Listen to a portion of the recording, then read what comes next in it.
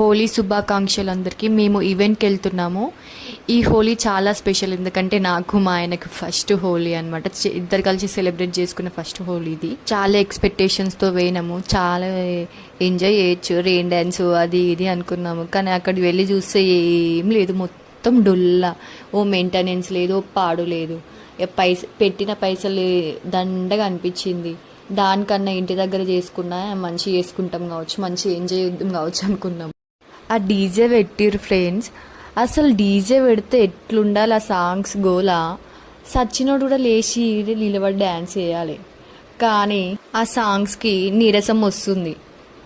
కానీ last 20 minutes బాగా పెట్టిన. మేము డ్యాన్స్ చేసిందంటే, ఎంజాయ్ చేసిందంటే ఆ లాస్ట్ 20 minutes.